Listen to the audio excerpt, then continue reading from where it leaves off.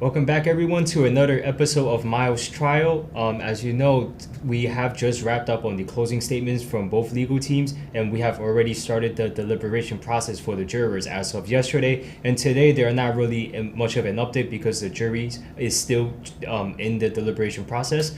But we do have a number of things that we will still update you guys on, just because we have only wrapped up on the witnesses' testimonies from both of the legal teams, but we have not gotten to the opening and closing, the closing statements from both legal teams as of yet. But today we will be going through the opening statements, and we will be taking some time, just because for the closing statement they're very different from the opening statements, because there are a number of evidences that are included in the closing statements where both legal teams seeks to highlight certain elements in the testimonies made by their witnesses, and to establish the arguments made during the testimony of the witnesses. So this will be very interesting to see, and this is why I have Jackson and Feather here today. I know the episode that we actually skipped was because we have Jackson and Feather to stay until the whole day of the trial to make sure they have all the information from the closing statement. So now we are able to give you guys a more thorough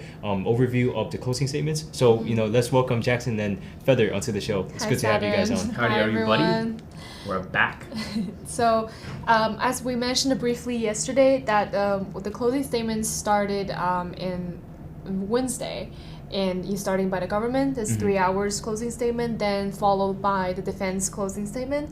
Then the government has a rebuttal of an hour-ish, right? So the closing statement starts approximately 10:30 a.m. On Wednesday. So the government, it's called government summation. So as Satter mentioned, it's like there are a lot of evidence, a lot of exhibits been shown during the closing statements, and government was presented with a slideshow kind of thing that says the title is government summation, which includes a lot of their arguments and the evidence they want to show to refresh jury and everyone's recollection or the memory of, let's say, the exhibition evidence has been shown earlier during the trial, to emphasize and to make the arguments clear and clear again, right? Right. Now, would you say that the order of the evidence being shown were linear, or were they mainly categorized by the arguments? Yeah, it's very, I would say it's very well organized. You have the like a heading, and then you have the subheading, and then you have there's let's say a thesis statement, right? And you have the topic sentence, right? And then you have the evidences to prove the topic sentence, right? This is what the format is basically. But the evidence you asked, it's not linear. So I want to say the first evidence they played before starting the talking about this summation. The government showed the audio of Miles on the phone talking with Yvette Wang and William G. And it's the recording made by Haitham Khaled, which worked as a finance, like a banking person, relationship person in Crane. And then he testified on behalf of the government. And this is audio, and then, there's audio of conversations, there's some arguments in the audio, and then when the audio finished playing, then the first sentence he says, "That's the real MILESGUO." This is you heard proves. This is what you hear. This is him. This is him without a mask. You heard about the proof of all G entities, and he's tricking followers to give him money. Talking lies and recording. This is a recording of him planning to send the money abroad. So this is a recording of him committing a crime, and this is how they start off with, make a very strong impression on the jury. Again, with that audio, it's been played already 5 more times, and then then it expands onto other evidence, and there's like a roadmap that they listed, so they kind of outlined some of the arguments and points they wanted to make in their closing statements. Yes, there's a roadmap they made. First one is the charges, to remind what are the charges against Miles. Second it's what is the second one? The second is what cannot be disputed. In terms of what the government believes what cannot be disputed. And the third one is the schemes, right? And the fourth one is reasons you know that Miles is guilty. So in the government's mind, Miles is guilty, but he's innocent to this day until he's proven guilty, beyond reasonable doubt. Okay, so because first, the jury hasn't reached a verdict yet. Exactly. So first one starting off with the charges, and they talk about the charges. Okay, but sorry, before this roadmap being present, and he was giving like introductions, right? Yep. Everything that Miles is in control of everything, and all the entities names the G Enterprise. It's the G Enterprise. And the farms, G News, G Claw, Himalaya Exchange, GTV, Himalaya Alliance. It's a fraud empire. This is like the label that they give to all the entities. And then move forward to no serious dispute, right? You want to talk a little bit about that? So they played actually two different clips. The first, like what Feather was saying, before they got into all the charges, the first clip was a conversation that was recorded in private, right? From a gentleman by the name of Khalid, right? Having Khalid, and we know his background with how he has lied on his. Anyways, with that being said, the second video that was played is a compilation video of Mr. MILESGUO talking about how. Yeah, it's a compilation. Yeah. So it's like a cut and yes. Cut and piece with together. A lot of video clips. Yes. Everything was cut and pasted, like you said, of all the video clips of Mr. MILESGUO, some of the things he said and whatnot. So that's pretty much the beginning of it. And then, as what Feather was saying, part one is the charges against Mr. Miles, and they went over the conspiracy charges, as well as the 12 counts of the substantive charges. Right, and then he read those out loud, what they are, this thing, that thing, to kind of like do his thing. And then number two is what cannot be disputed. And he started off by saying that there were hundreds of videos promoting investment opportunities, right? So that's essentially the first one. And that's all the evidence that the government called that proves that he's guilty. And the government, also said those international investment opportunity raised $100 million, and he put up the chart with also the source of funds, and then he talked about that Miles worked with others on those investment opportunities. That means like to create the conspiracy that they are. It's like a organization. The organization, the G Enterprise, So you have Yvette Wang, you have William G, the finance guy. This is. And Yvette Wang is the day-to-day operation, and the William G is the finance guy. There are others, carry out these vision. And you have so like listed a bunch of person. Yeah, starting in the top is Miles, and then you have the. Yvette on this. Yes. Well, there's Yvette, there's William G, and then underneath there, because it's like a flow chart of some sort, it's like a bubble chart. And then underneath you have, like, for example, Horan He, Mileson, Long Line and Brother, Qixia, Max Krasner, just to outline that this is an enterprise and they're all conspiring together to defraud and to do whatnots. So that's kind of like the idea. And the next one is the actions are taken in. That means there are wires transferred to the farms. There are wires transferred to and from Manhattan here. From the offices, like the locations they give like up, the 64th Street that they call the townhouse. But that's a really big townhouse if you want to call it a townhouse, right? But 64th Street, there's the shared Netherlands. So they want to kind of include all these different pieces of quote unquote assets that were involved, right? Yeah, and then they also showed that the red Lamborghini, MILESGUO's garage, the house garage. And that matches the VIN number on the G Club paper.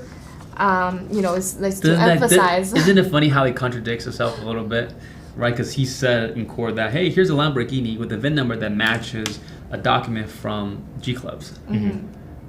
This we're gonna get into this, like how the defense argued on this. Because in the end they were trying to say that Miles has stolen people's assets to purchase these luxury items, right? Mm-hmm. And in the end the VIN number matches up with G clubs because G clubs. I mean the legality of it has Mr. Miles' name is nowhere near on the documentation, the legal documentation of any of these assets, that was presented in court. Right. And this is also used by government saying that this is all because he hides behind all this, but on the paper he's none of the owner of any of the entities. Right. It's like saying he has like a shell. He has other people to control, but then he's the one behind everything. That kind of thing. That's what they want us to think. And also, they mentioned that the CCP targeted Miles, and they said it's true, but they don't. Well, the government literally said, I don't care about how many cell phones he has. I don't care about why he has that many cell phones, and either should you, the jury, care about it. What you care about is what's on the cell phones. It's not how many, right? That's what they said, and. Well, I want to add one point because this is the A, B, C, D, E, F, the sixth point that the government raised when it comes to the quote unquote the cannot be seriously disputed, right? So the point was that the government said in court that Mr. Miles was targeted by the CCP, undisputed. We agree, very very much. She also said the FBI charged those people with targeting. Yes, those people were charged. Okay.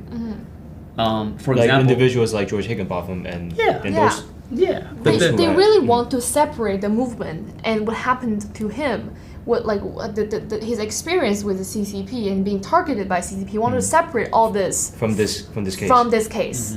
Yeah. So make no mistake, it is undisputed from both sides, the government and the defense side, that everybody's on the same page when it comes down to Mr. Miles Guo is the number one enemy of the CCP, because the government even said, hey, he was talking about the CCP, FBI, charging these people, obviously, with the targeting. So that's now in court.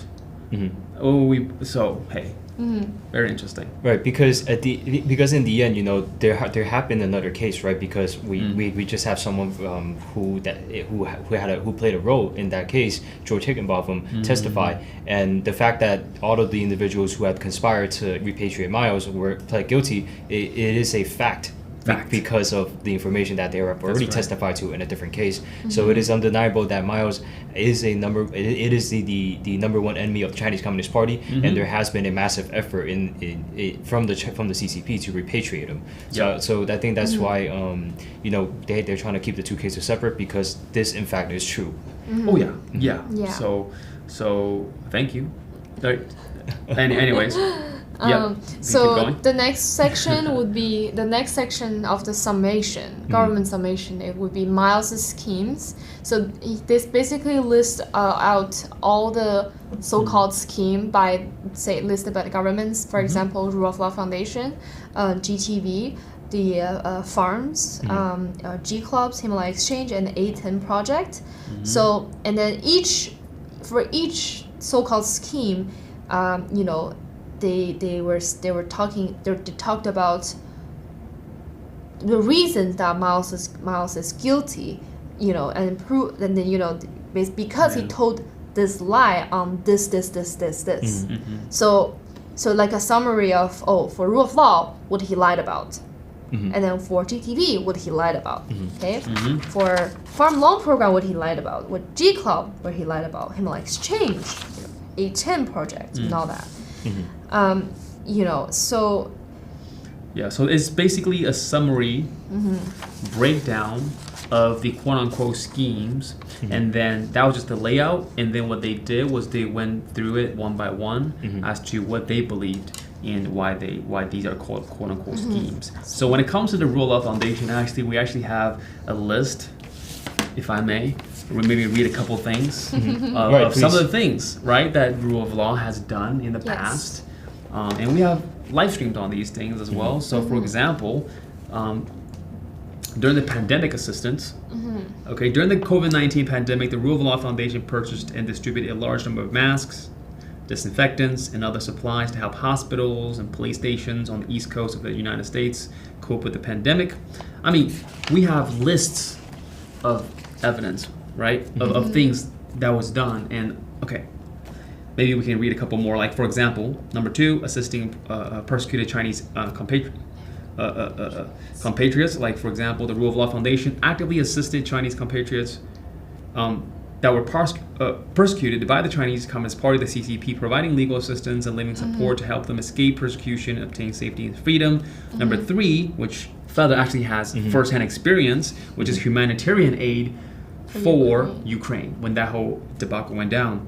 Now, we actually set up a base of for the refugees who are trying to leave Ukraine at the time. Yes, at the Polish and Ukraine border, like right at the border, when the people come out and they can, there's a big tent that they walked in, and you have it provides shelter, it provides food, water, and anything clothes, anything they need. We try as much as we can. We even help a lot of people with their flight tickets and getting in touch with their family abroad, like in the U.S. and Canada, and then send them on the flights to reunite with their family, etc. This is all supported by Rule of Law Foundation. That's in 2022, and but the government made this whole arguments about making false promise that the money is now used to help taking down the Chinese people that's been prosecuted by CCP. But then it's I'm not sure if it's said in literally our objectives or like the mission of Rule of Law Foundation or Rule of Law Society. There's by all means. That means like taking down the Chinese Communist Party by all means. For example, the use of social media, right? Helping people. And how about this? I can read the headers for some of these without, because I if you guys like, I could really read all this for you guys, but just to go with it. Yeah, for sure, we're gonna read it. But my point is that helping and then using the money, it's in a lot of ways to help. Also establish this broadcast room today that we are in. It's another way to help taking down the Chinese Communist Party. It's all aligned with the Rule of Law Foundation's goal, right? It's to speak up against the CCP and to spread the truth and spread news to people who wants to know and who don't know anything, right? And this is also a part of it. And you cannot say that this money is being misused, right? And also, they talk about the $100 million that Miles donates. They said they didn't donate, right? Miles never made a promise to donate $100 million at once, right? And this is also, argued. This is also arguments in the defense closing statement, saying that there were proof that to show that Miles actually sent money in Rule of Law Foundation. And there's like millions of dollars went in, but it didn't make up to 100 million. But there's no way someone can have 100 million cash sent in one foundation at like a day, right? This has been continuously fulfilled. This promise. That doesn't mean he's not doing it, right? And this is we're gonna talk about it later. But please continue with the rule of law. Yeah. So with the rule of law, just to name a couple more things, the humanitarian aid for Ukraine, advocacy and education. Another one. We also have participation in major gatherings and events such as the America Fest, Turning Point USA 2022, 2023, as well as CPAC event in 2023. To convey like message of rule of law and the freedom, our objectives, and the freedom to global audiences. If you followed us before, we're very active. We have like a really nice booth at the M Fest. Probably, in my personal opinion, I might be biased, but I think probably one of the best booths at America Fest. We have our flags, banners all over the buildings. It's undeniable. Undeniable. Yeah, very organized. Very beautiful.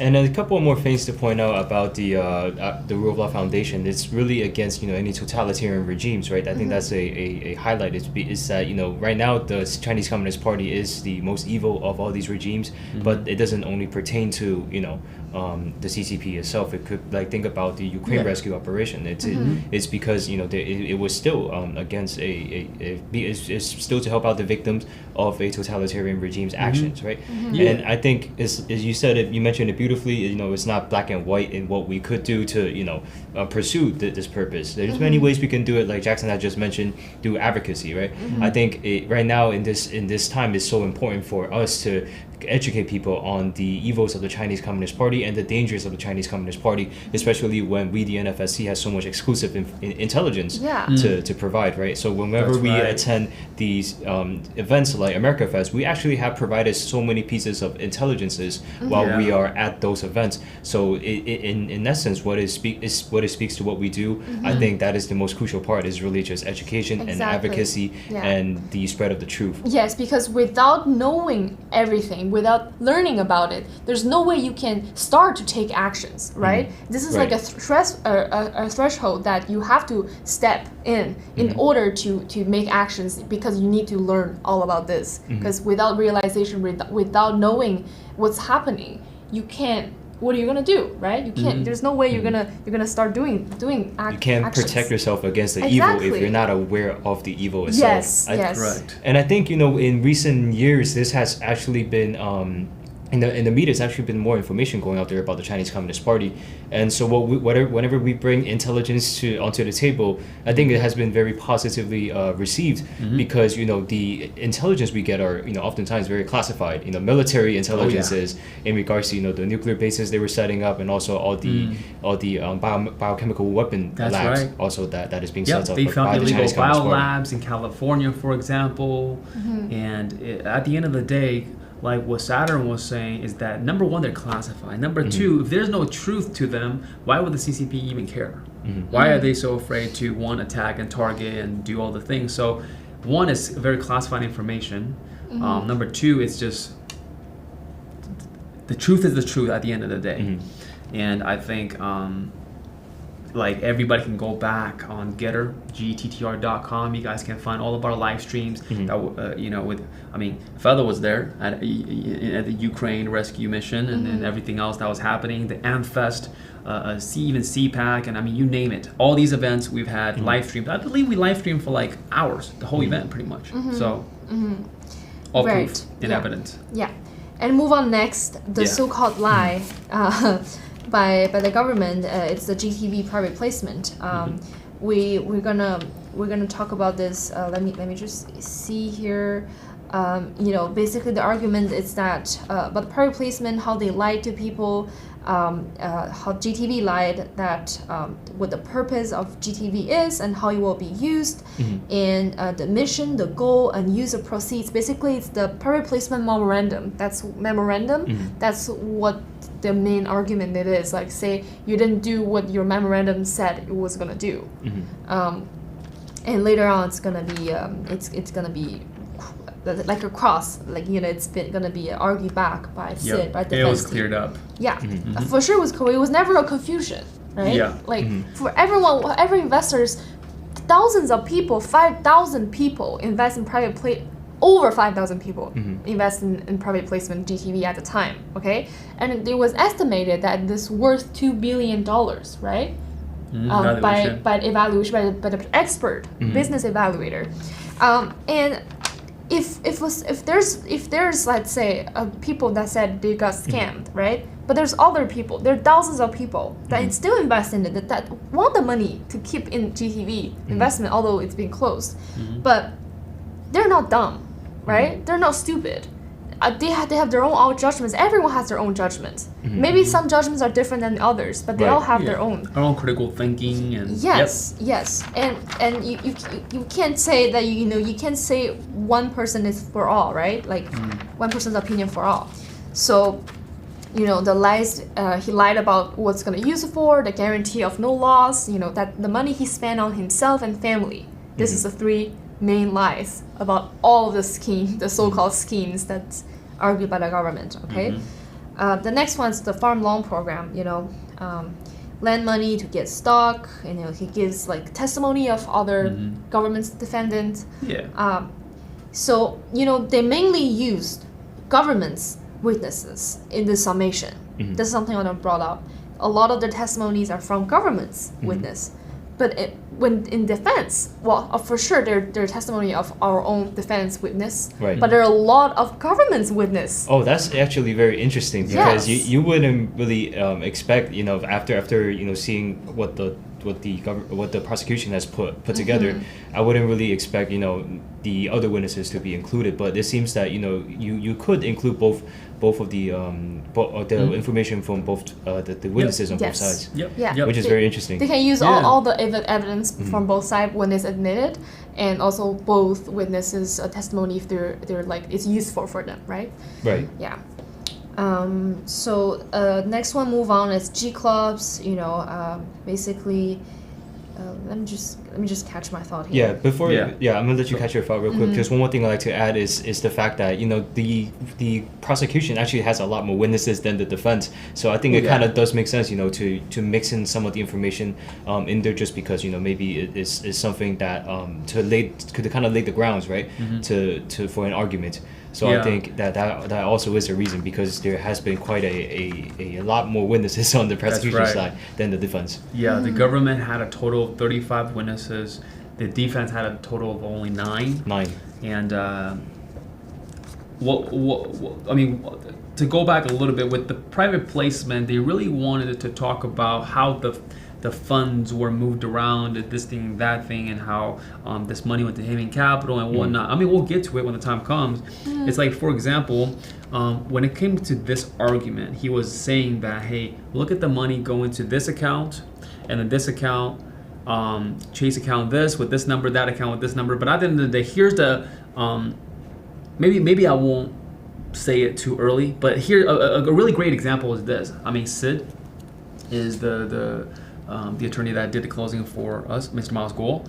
And the great example was this. For example, if you had $2,000 in your bank account, okay, and your grandma sent you $2,000 for let's say birthday purposes, like for a birthday gift, right? Right. And then you had $2,000 of rent. I mean, in the account now, let's just you have $4,000.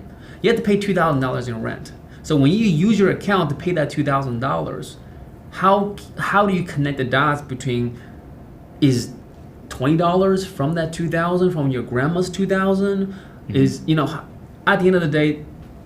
So that was the example that Sid gave that really stood out to me, and it's just like there is no connection, at the end of the day.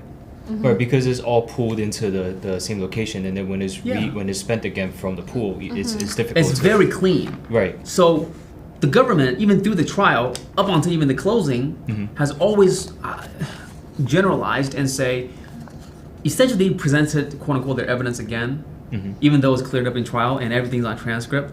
So, what can I say? Yeah, I think we can move a little bit faster about all the reasons they give. Okay. So they give a lot of reasons about that Miles attacked people who tried to take back the fraud proceed. Like Miles's attacks. Like for example, there's one evidence that showed that Miles attacked, but they didn't give the full image. Didn't give the full context of what happened, and it's only from one person saying, right? And you don't know what happened, and that witness would never know if Miles take any steps forward to arrange a lot of other stuff. But for let's say G clubs, I want to mention that they were trying to argue that.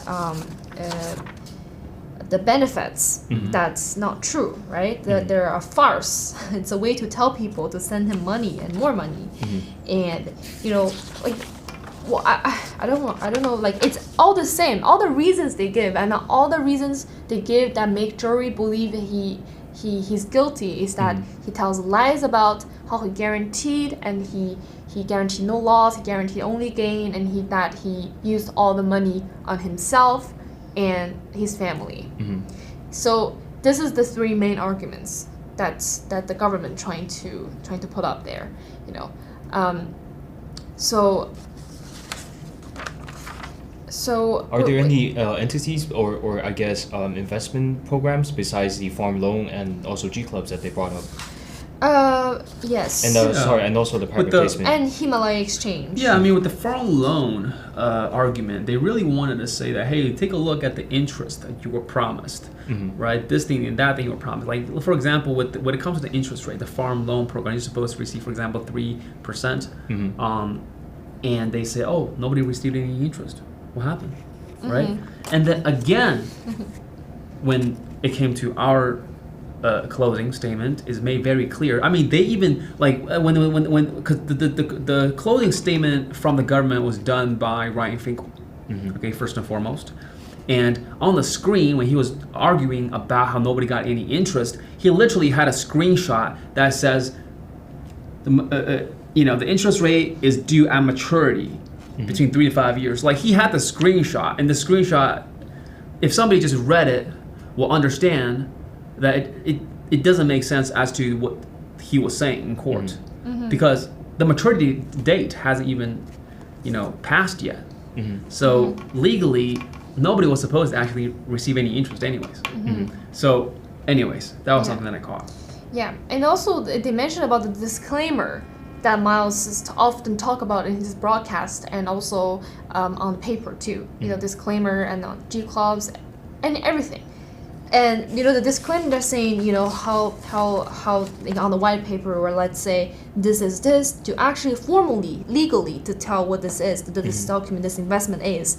It is a disclaimer. So for government, this is an intention. It's his intention to have a disclaimer. Okay, it's to protect himself if anything like this happens. Because. You can't, because government keeps always saying that you can't blame on the victim, let's say the witness, the so-called victims, that they didn't read the disclaimer. You have to blame on Miles's intention to fraud. This is you have to focus on. But the thing is, it's like Sid mentioned. It's like, damn you do, damn you don't, right? If you do put a disclaimer, they say, oh, it's your intention to fraud people, and this is just to protect yourself. But if you don't put a disclaimer, isn't it even worse, right? So it's like both ways. Like you have ways to make it bad, right? Like if you do both ways, the government says it's you're not doing well. It can be argued both ways. Yes. This is like there's a Chinese saying, like, if you want to give crime to this. Add crime to this person, you will find a reason to find the crime on this person. I don't know if I can put it better way, but this is like what it means basically. With the disclaimer, later on we found out that a lot of things that Miles doesn't even know there's a disclaimer. He was never in charge of the disclaimer, because let's say the G clause belongs to Marie Reyes, which was the former CEO of G Club of Puerto Rico. The disclaimer is her and her marketing team put up on the website for themselves. If Miles is the boss, like everyone said, like why would his employees do something that doesn't really even ask him, right? Are you're gonna get fired by the boss if you don't ask them about this? This is pretty important. It's a disclaimer, right? Yeah, it really showcased. I mean, with the whole disclaimer. What it really showcased is that people that were in charge of these business, like for example, Marie Reyes with G clubs, right? They were independent thinkers and they made decisions outside of Mr. MILESGUO. When it came, like this is just one example of the disclaimer that was added without getting quote unquote approval from Mr. MILESGUO. He didn't even know. So it's like people were independent thinkers. They made decisions, like. Individually, standalone, away from Mr. MILESGUO. So that actually, cleared up a lot of that. Right, because I do remember in a lot of in quite a few of the witnesses' testimonies, it was made in the way that gave the impression that Miles instructed them to do certain things, and later during cross-examination or in some of the certain parts of the testimonies like you had just mentioned, that we found out there's certain things that they put out. They pretty much had the full liberty to decide on what to put out, like the disclaimer, and I do understand also with the services as well. For G clubs, I think that was also given that they also had the liberty to do that as opposed to being instructed to by Miles. Yeah. You mean like the service and benefits provided by G Club? Yeah. So like talking about G Clubs, the membership fee, like Sid gave a really good example about the membership. So it's like you pay for Apple Music or Spotify, you pay like Netflix. Same thing, the subscription to something, to membership. You just pay the money and you enjoy the benefits in their service, right? Yep. And this is for G Club, it's a lifetime benefit. You don't give like money continuously to keep your membership. You pay it and then you enjoy for the rest of your life. And whatever added to the benefits you would enjoy, right? Correct. So for this, like the membership we mentioned earlier, you give the money, you enjoy benefits, and your money is gone. There's no way you can like take it back because you enjoy the benefits. Like how this is not a buy something you return. Yeah, it's like, for example, if you subscribe to Netflix and you watched a year, 2 years of movies and TV shows on Netflix, and then you call their accounting back and say, hey, can I get my 2 years of subscription money back? I don't think anybody's gonna give you your money back. I mean, you can try with Netflix.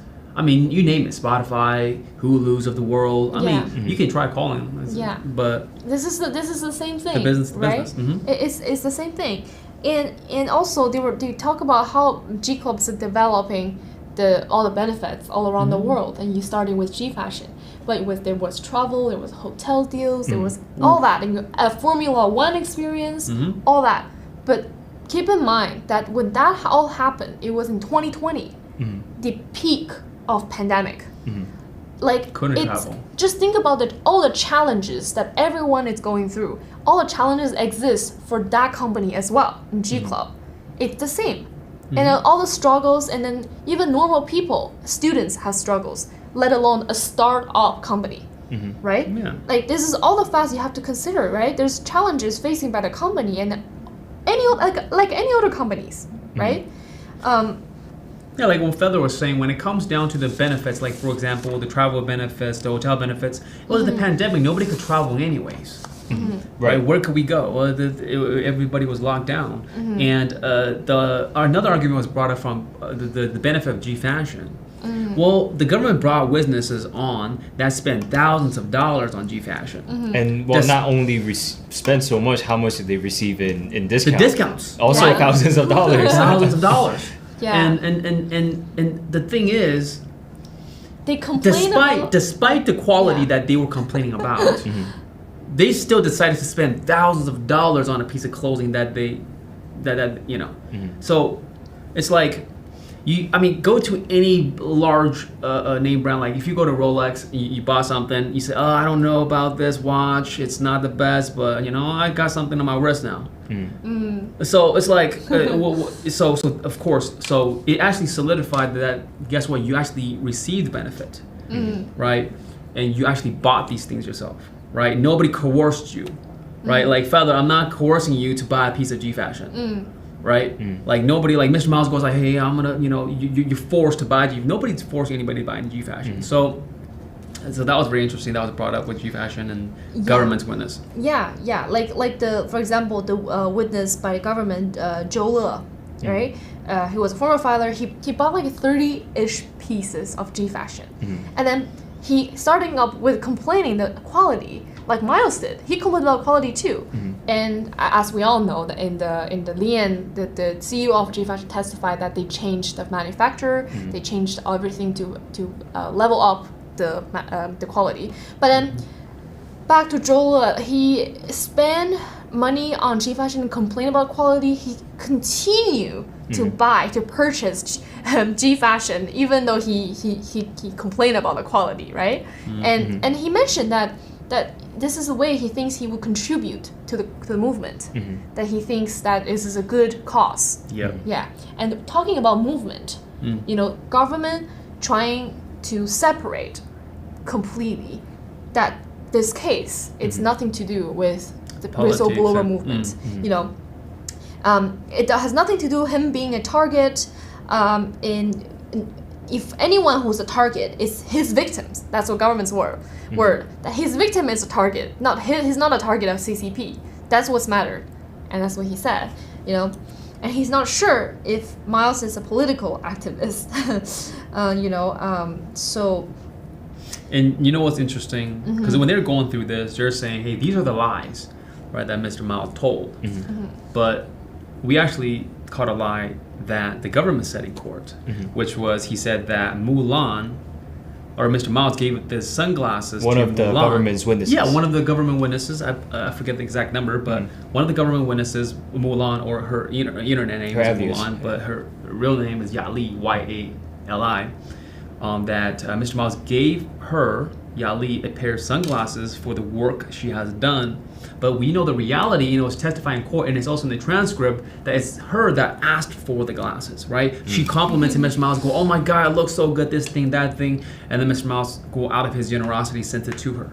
Not for the work she's done, but just, right? So that was very interesting. I caught, like, oh, okay. Yeah, for sure. So I just want to, summarizing the government summation by Sid's word, so our defense lawyer's word. He said the government's summation is long on talks and short on evidence. So, they're giving you, they want you to connect the dots, from evidence to evidence, but they didn't give you the dots to connect. There's no actual evidence for you to even make that connection if you look at evidence one by one, piece by piece, right? And so they said government has failed to prove Miles is guilty, and from the defense's from the statements. defense, yes. So we're like we can let's do a little bit crossover. Yeah, I think that's okay because what we're trying to do here is kind of provide the full idea of what is going on between the two statements, because as we know, this is about a compilation of all the evidences, and we have already seen some of the cross-examinations done by our defense team. So I think it is very appropriate for us to kind of get into some of the cross arguments from the defense side. Yeah. So starting off before talking about the case, before talking about the entities that he established the whistleblower movement. Okay, we have to think about what he did to advance this movement, right? And speaking against the CCP, and the CCP trying so hard to destroy his credibility, because he's a pro-democracy, pro-freedom, and trying to bring this to the Chinese people in China. He's a pro-Chinese democracy movement. Wants to destroy this at its birth, right? Like, for example, there's Hogs Fund, there's Red Notice, you name it, right? And this is to get him out of this country and send him back to China. And this has been proven again in court by George Higginbotham. Yeah. So he did, all of this happened. That pushes him to establish this movement. So you have to think about the things that happened to him that made him the CCP's number one priority of attack, right? He turned down the offer, the warning that the Secretary Liu, we talk about the CCP, a kleptocrat, and then he still keeps talking about it, and he's getting more popular, and then this is how he established the movement and get followers. So there's question being raised, like how much would you have to care about something involved your family, your company, your employees, your life work, just because your life sacrificing amount of work, just for money, right? Right, because Mr. MILESGUO had already achieved such a high level that he has such a luxurious life. He did not have to do any of this and put any of this on the line. He could have led the very luxurious life. Being a private citizen like anyone else that he could have, right? His family, everybody, like you mentioned. But he chose to take this path, this mission of taking down the CCP, to bring freedom, democracy, the rule of law, freedom of speech, freedom of religion, you name it, to China, the Chinese people, for the very first time in history. Like, for the very first time in history, and everything's documented. That's the beautiful thing about this. Right, and just think about all the assets that the CCP sees that belong to Miles, in Hong Kong, and also the danger that not only just himself but also his family members faced prior to right after he began to go on the mission of taking down the CCP, and whistleblowing against the CCP. Right, and the government argues that everything starts after the Hong Kong government seized his assets and everywhere else. This is the argument that saying, oh, look, his assets been seized, right? He's frozen. You cannot take any money out. That's why he starts to defraud people to give him money. This is his arguments. So the thing is, they forgot he has a family fund, and he has family, right? His brothers, his wife, his friends, his sons. They're all like, they all give him a hand of help, and then, like I said earlier, like, if he needs money, would he actually throw everything away just for money? His life, right? His family, his company, etc., etc., etc. So, living in a luxurious life, that's long before. That's never changed. Something that's never changed. What he wears in 10, 15 years ago, he still wears now. It's the same. And he doesn't have to go around this whole thing, to make all these efforts just to enjoy his luxury life he's been already enjoying, right? Because Mr. Miles is a multi-billionaire, guys, by the way. You guys can look at some of the work he's done in the past, some of the real estate that he's developed. This man is a multi-billionaire, and he's a cheat. So yeah, I mean, at the end of the day, just using common sense is... And yeah, for sure, like use common sense, and it's absolutely no way that you can take the movement, the whistleblower movement, out of any entity, anything, the movement, anything he established and he inspired people to do, because what happened to him, with the PACs, right? The bankruptcy, the PAX case that eventually led up to the bankruptcy case. Yes, the PAX, PACs and VOA, Voice of America. When his interview got cut off. Yeah, the Red Notice, Operation Hogs Fund. That all. Do you think after experiencing all that, they did nothing? That did nothing to his mind. Well, to his lifestyle too. They talked about how he continued to live the life he lived. I mean, you think that none of that happened for nothing? You think that did nothing to his mind, what he thinks, the way he thinks changed, right? This is how he have all that experience carried with him to invest in all the movements. Everything that he it is now, right? Right. And another thing too, I would like to point out is, think about back then in June 4th, the Tiananmen Square massacre. In June 4th, as we know, Miles has sold some of his assets at the time, which is just not a whole lot to say the least, because he starting out, he lived a more ordinary life, just like any of us. He had a motorcycle that he owned at the time. He sold his motorcycle and used the funds to support the Chinese people of the June 4th movement who wanted to go against the Chinese Communist Party. And unfortunately, he also lost one of his brothers as well. And also, I think after that, it has been taking down the CCP has been something that's always been a part of his purpose. And I think that is the important thing, is to not really just consider the fact that he wanted to take down the CCP at that moment, because there's a whole process, right? I think for him, even think about back then when he constructed one of his hotels, some of the CCP members, they wanted to take the hotel away from him. He did what he was able to prevent that the first time around. But as we know now, the hotel is being seized, is already been seized by the Chinese Communist Party. And we can begin to see, how long Miles has really, been preparing to build a movement to go against the Chinese Communist Party and to, take down the CCP hopefully one day. And I mean, speaking of June 4th, really quick, I'll add a point, is that it's undeniable Mr. Miles has been a fighter for freedom, democracy, and rule of law. All the way goes back to before he was even in his 20s. Right, and he was on death row too. For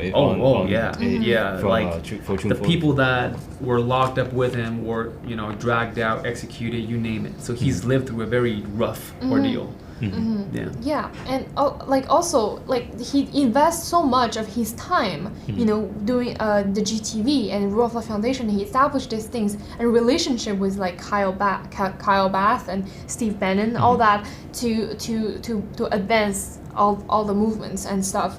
And if his goal from beginning is to fraud people, why did he do so much, right? The time and effort he put in, it's all proven by the witness testimony. Why did he invest that much to do so, right? And also I wanted to say, just look at the timeline of everything what happened. He has bankruptcy case in 2022, right? GTV private placement, farm loan program, G-Clubs, Himalaya Exchange, that all happened in 2020 and 2021. So before that, he didn't file personal bankruptcy. So when bankruptcy case happened, they asked him to pay. It was over $100 million. It was $100 million in 5 business days, right? Why didn't he use investor money to pay it? Right. And I think that's a very great point made by our defense team when they came up in cross-examination. Yeah, right. So, and also, like, all the statements are if all the statements are made with a fraudulent intent, there's no evidence that showed him asking money, say, hey, do this for me, I need money, I'm broke. Yvette, do this for me, or William G, I need money, like, you gotta take this money out of this account. There's none of that. I think it's not only the fact that he has a bankruptcy case, just also take into the account the number of cases he has. He has over 70. He's facing over 70 cases. Man. So that alone, there's already a lot of legal fees I can imagine that comes along with that. In addition to the fine from the bankruptcy case. Yeah, and the thing about this is, like, if there are real evidence that he has misused the funds from the investors, then that would have been shown in court. Actually, to say, oh, look, we have a bill, he paid for his legal services and it's from this, but we didn't get it, we didn't see anything. There were no evidence. Yeah. So also about Lamborghini, I wanted to say, the only evidences to show is that it was found in Miles's Connecticut house garage, with the cover on, with the battery plugged, everything, and another evidence is that seeing him with the directed by Himalaya Alliance to be in the promotion video for H-Coin and G-Club, H-Coin, Himalaya Exchange and G-Club. He was sitting in the Lamborghini, probably driving for 10 feet, right? In a private road, 10 feet in private road. This is what literally sits at that. He drove for 10 feet, right? And he looked terrified. So like they didn't show any other proof that Miles owns the car and he used the car, using investor money for himself, right? And also in that they say that he's part of everything. He gives his opinion. He's not only a spokesperson. He manages everything. Everyone asks him, but that's not the truth, because he gets mad at people for not doing what he wants to do, and people do what the way the company is supposed to do, and that's why he gets concerned. He cares about this company. He cares about entity. You get concerns, right? You worry about the problems they're facing. And this is how you involve in a discussion. It's saying, oh, I want to know about this, right? This doesn't mean that you actually have a say in it. That's another point. Is there anything else you wanted to add? Yeah, we just have 5 minutes left for the show. I think we can just wrap up on like one or two more points. Okay. Well, I mean, let me. Okay, so when it comes down to the all the quote-unquote schemes, maybe on another episode we can go over the number 4, which are the reasons that MILESGUO is guilty. So let me take a look. I mean, when it comes to the Himalaya Exchange, the main argument is that the transactions on the blockchain, why is it not public? This thing, that thing, and so it was all cleared up because it's internal ledger, private ledger. Guess what? Is a private ledger illegal? It's not. A private ledger is not illegal. So why everything does it have to be public? And we know, I mean, from the Himalayan Exchange, there were over $64 million worth of redemptions. Okay. And the government argues, right? The government argues, oh, but you only show a couple transactions, a couple redemptions.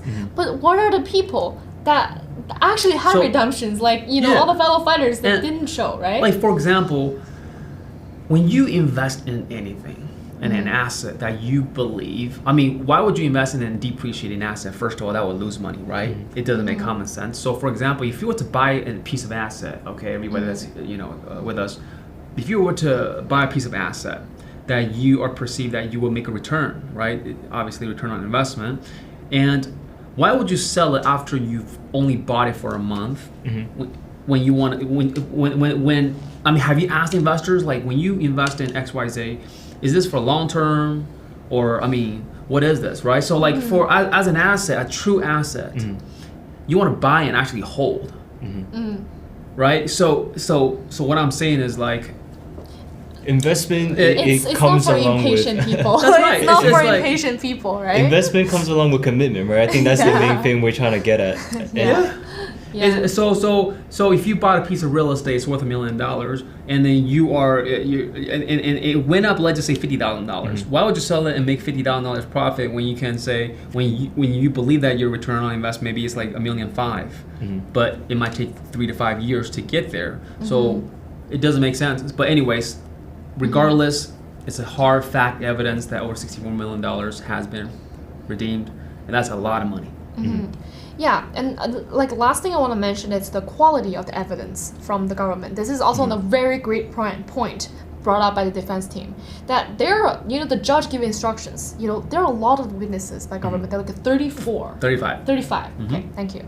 35 witnesses, but you gotta focus on the quality of the testimony, not the quantity. A lot doesn't mean they're all saying the truth and they're all great witnesses. No, they're not. You think about how they answer questions, right? Like Yali, like Khaled, like those people. There's a classic people, those people that, like, let's say Jenny Lee, right? There's a significant difference when they're on direct examination and cross-examination, right? Direct, they answer flawlessly. Everything you ask, I'll answer. And on cross, they get around with a question every single time. I don't remember. I don't know. Nothing. Like, this is what Sid said literally in the court. And also keep in mind that when those three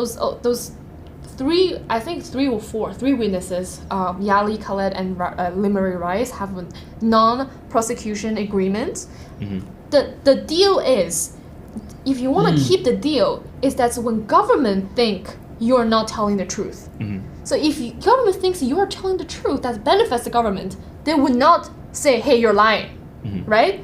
So this deal, it's literally... It's based on the government's discretion as to what they believe if you're telling the truth or not. Because if you sign a non-prosecution agreement, or what we learn in court is that if the government, you take the stand for the government, you say X, Y, Z. If after everything's said and done, the government says, I thought, you said this thing, and, it's like, so does it really hold...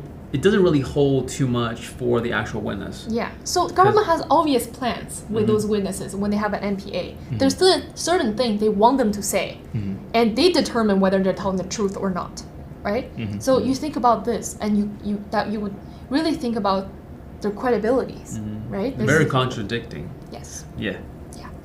And this is like, there's so much in the closing statements, and I really recommend everyone to go to nfscofficial.com to see the official court documents for the closing statements the day before yesterday, Wednesday. So I'll give the... Right, and I think today we actually went through a lot of the arguments, and it's pretty refreshing for us too, because it's been quite a number of days since we have gone to this point. It's been over 30 days already for the trial. So I do want to say that this is very good to refresh our memories on certain testimonies being made and certain arguments being made, right? Because right now we are pretty much seeing the cross-examination and some of the arguments that from the legal teams directly through the closing statement. So that is very interesting as well to see some of the points like pretty much raised directly, things being directly pointed out by the legal teams. So I think that is also very, very interesting. And to know the next time we are on the show, we will get to more about the closing statement from Miles's legal team. So I know that will be a treat because of the things that you guys have already brought up. I think I can already tell this is going to be a great closing statement from Miles's legal team. So with that being said, we will be on again tomorrow on Monday for Miles' trial. Thank you guys for watching today's episode. We will see you next time. God bless.